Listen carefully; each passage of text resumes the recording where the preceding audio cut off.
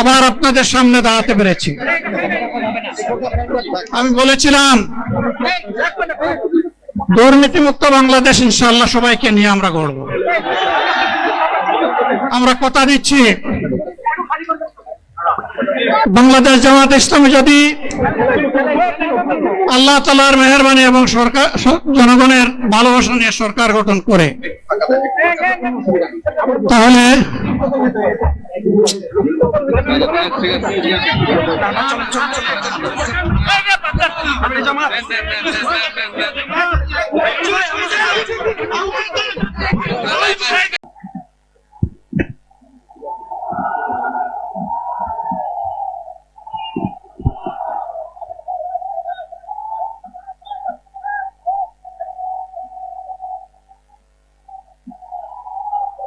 আসসালামু আলাইকুম ওয়া রাহমাতুল্লাহ।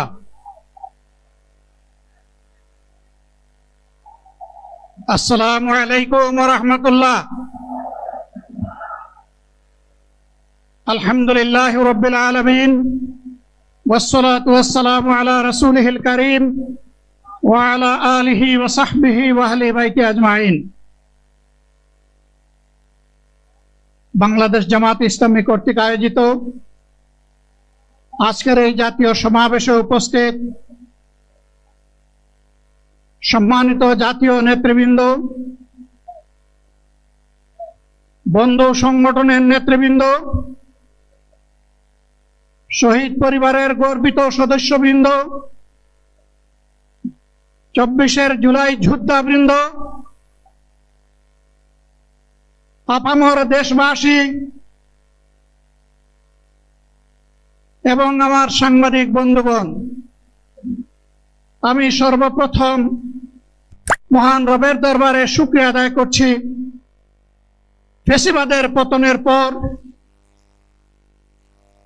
অত্যন্ত অনুকূল পরিবেশে আল্লাহ রাব্বুল আলামিন আজকের এই সমাবেশটি করার আমাদেরকে তৌফিক এনায়েত করেছেন, আলহামদুলিল্লাহ। 2 দিন আগে ঝড়ধারায় বৃষ্টি ঝরেছে। অনেকে আশঙ্কা করেছিলেন কি হবে, মানুষগুলা সেদিন কি শান্তিতে বসে পঙ্গুত্ব বরণ করেছেন। আমরা তাদের সকলের কাছে গভীরভাবে ঋণী।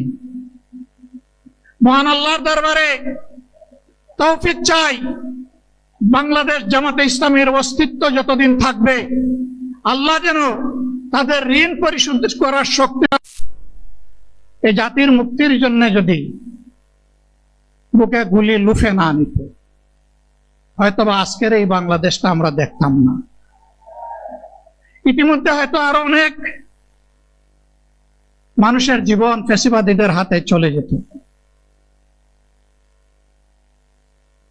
24 জীবন বাজি রাখা এই যুদ্ধটা যদি না হতো, তাহলে আজকে যারা বিভিন্ন ধরনের কথা এবং দাবি দাওয়া পেশ করছেন, তারা তখন কোথায় থাকতেন? অতএব আসুন, যাদের ত্যাগের বিনিময়ে আল্লাহ তাআলার এই নিয়ামত পাওয়া, তাদেরকে যেন অবজ্ঞা এবং অবহেলা না করি। শিশু বলে তাদেরকে যেন তুচ্ছ তাচ্ছিল্য না করি। অহংকার বলে অন্য দলকে যেন তুচ্ছ তাচ্ছিল্য না করি। অরাজনৈতিক ভাষায় আমরা যেন কথা না। যদি এগুলো আমরা পরিহার করতে না পারি, তাহলে বুঝতে হবে যারা পারবেন না, ফ্যাসিবাদের রূপ তাদের মধ্যে নতুন করে বাসা বেঁধেছে। আমরা আশা করব আমরা এগুলা করব না, কেউ এগুলা করবে না, বরঞ্চ রাজনৈতিক শিষ্টাচার রক্ষা করে জাতীয় ঐক্যের বীজতলাটা আমরা সবাই মিলে একসাথে তৈরি করবো ইনশাআল্লাহ। সম্মানিত ভাইয়েরা, আসরের নামাজ আসন্ন, আরো অনেক বক্তা ছিলেন, তাদেরকে আমরা দিতে পারি নাই, আমরা দুঃখিত। এজন্য আমার লম্বা কথা বলার সুযোগ নেই। যারা এখানে কথা বলেছেন তারা আমার মনের কথাগুলোই তুলে ধরেছেন। আমি শুধু বলতে চাই, আগামীর বাংলাদেশটা কেমন হবে? আমি বলি আরেকটা লড়াই হবে ইনশাআল্লাহ। একটা লড়াই হয়েছে ফেসিবাদের বিরুদ্ধে, আরেকটা লড়াই হবে দুর্নীতির বিরুদ্ধে ইনশাআল্লাহ। এই দুর্নীতির মূল উৎপাটন করার জন্য যা দরকার, আমরা তারুণ্য এবং যৌবনের শক্তিকে একত্রিত করে সেই লড়াইয়েও ইনশাআল্লাহ বিজয় লাভ করব। প্রিয় ভাইরা, জামাতে ইসলামী যে দুর্নীতিমুক্ত সমাজ গড়বে তার প্রমাণ কি? তার প্রথম প্রমাণ হচ্ছে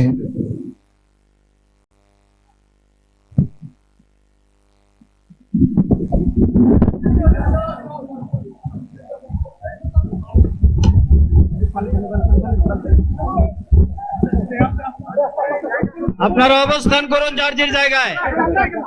আপনাদের সবকিছু দেখার কেউ জায়গা স্থান পরিবর্তন করবেন না, সবাই জায়গায় থাকেন, সবাই তার নিজ নিজ জায়গায় অবস্থান গ্রহণ করেন,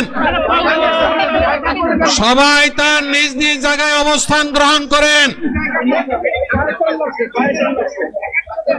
আপনারা নিজ নিজ জায়গায় থাকুন, প্রয়োজনীয় দিক নির্দেশনা দেওয়া হবে। আপনাদের উত্তেজিত উৎপীড়িত হওয়ার কোনো কারণ নেই। মহান রাব্বুল আলামিনের একান্ত মেহেরবানিতে আমাদের প্রোগ্রাম আলহামদুলিল্লাহ, শুকরান, আলহামদুলিল্লাহ আলহামদুলিল্লাহ কাসীরান। সম্মানিত ভাইরা,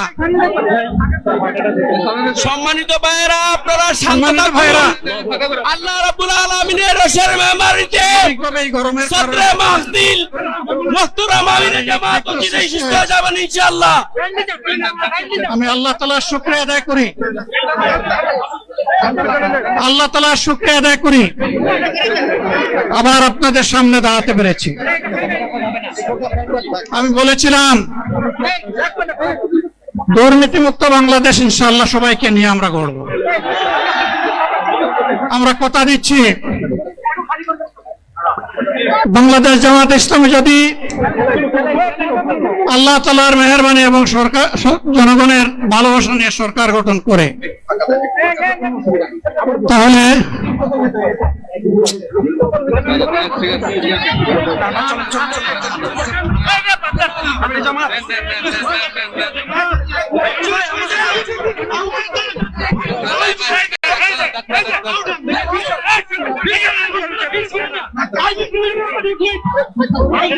আপনারা নিজ নিজ জায়গায় অবস্থান করুন। আমাদের স্বেচ্ছাসেবকগণ আছেন, সংশ্লিষ্ট বিভাগের দায়িত্বশীলরা আছেন, তারা প্রয়োজনীয় ব্যবস্থা নেবেন। কারো মাইকের সামনে আসার দরকার নেই।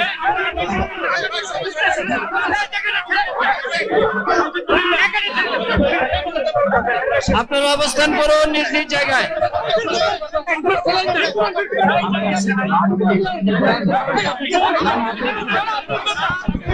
সবাই মেহরবানি করে শান্ত হয়ে বসুন, শান্ত হয়ে বসুন, শান্ত হয়ে বসুন।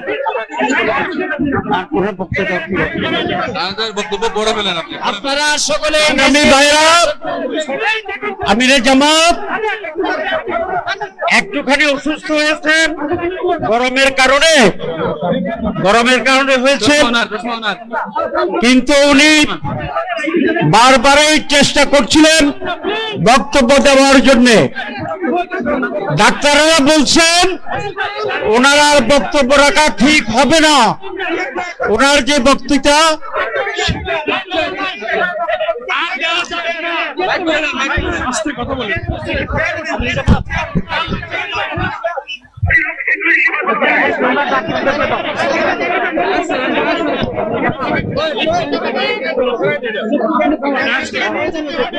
আপনারা নিজ নিজ আসনে অববেশন করুন। সংগঠনের দায়িত্বশীলগণ প্রয়োজনীয় দিক নির্দেশনা দিবেন। আপনাদেরকে নিজ নিজ জায়গায় অবস্থান করার জন্য অনুরোধ করা হচ্ছে। দেন না এখানে আপনাদের এই ড্রোন গুলো আলহামদুলিল্লাহ, আলহামদুলিল্লাহ। আরে আল্লাহ যত সময় হায়াত দিয়েছেন, আল্লাহ যত সময় হায়াত দিয়েছেন তত সময় মানুষের জন্য লড়াই করবো ইনশাআল্লাহ। এ লড়াই বন্ধ হবে না। বাংলার মানুষের মুক্তি অর্জন হওয়া পর্যন্ত আমাদের লড়াই অব্যাহত থাকবে।